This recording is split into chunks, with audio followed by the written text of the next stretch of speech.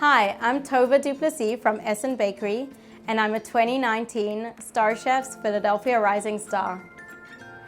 Essen Bakery is a Jewish-inspired bakery, so we have all the classics like challah, babka, rugelach, but I put my technical training into it to make the best possible version of those. I grew up in South Africa in the Jewish community, and I actually grew up in a kosher Jewish home where my parents celebrated all the holidays and they made Shabbat dinners, and my mom is an incredible cook. She made fresh challah bread every week, the best chicken soup, she made gefilte fish, all the typical Jewish foods. For me, they have a special connection. They're really reminiscent of my childhood, and I grew up with great versions of those things, so I'm trying to recreate that in the bakery. Throughout my career, I've always used a Vitamix blender pretty much in every kitchen I've ever worked in. There's nothing that creates as smooth of a puree as a Vitamix, so even as a pastry chef, that's really essential. Today I'm going to be making a cheese blintz with rhubarb compote using the Vitamix VP3. For the crepe batter, the Vitamix blender allows you to get a smooth consistency. When you're making the crepes, you want to be able to pour the batter, so you're looking for a smooth, runny batter, but with no lumps in it.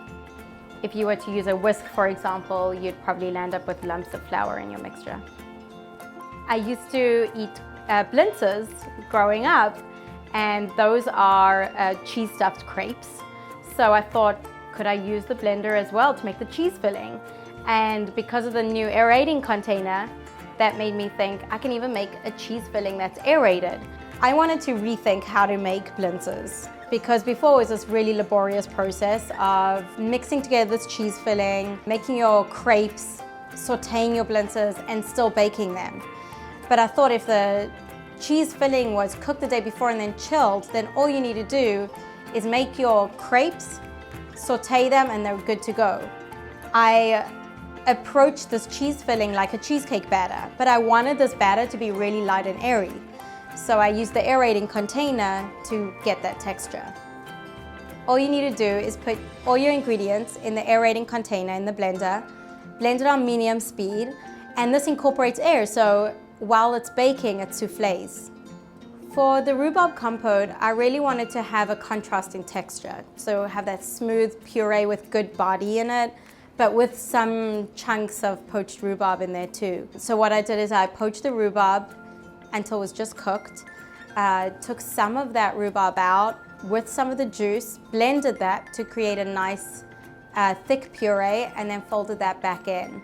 Having equipment like this that's multifunctional really eliminates the need for other pieces of equipment. In the past, maybe I would have used a planetary mixer, bowl and whisk, and all these other things that I don't need to use having a blender with so many purposes. And having such a tiny space, that really helps.